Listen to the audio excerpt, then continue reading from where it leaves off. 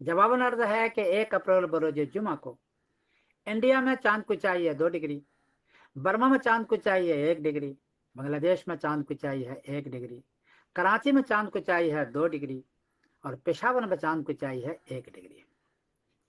चूंकि 1 डिग्री और 2 डिग्री है, किसी हाल में यह चांद नजर नहीं आएगा।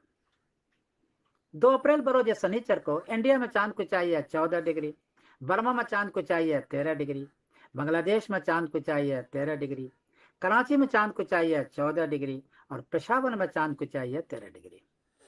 चूंकि 2 अप्रैल को 10 डिग्री से ऊंचा चांद है, चांद 10 डिग्री में नजर आता है, 9 डिग्री में बड़ी मुश्किल से नजर आता है, यहाँ चांद 10 डिग्री से ऊंचा है, 14 और 13 है।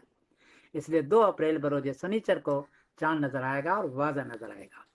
और 3 अप्रैल बरोज एतवार को रमजान की पहली तारीख होगी। तो 2 अप्रैल बरोज शनिचर की जो शाम है 2 अप्रैल, उस वक्त तरावी पढ़ेंगे और 3 अप्रैल बरोज एतवार को रोजा रखेंगे। ये शक्ल बनेगी।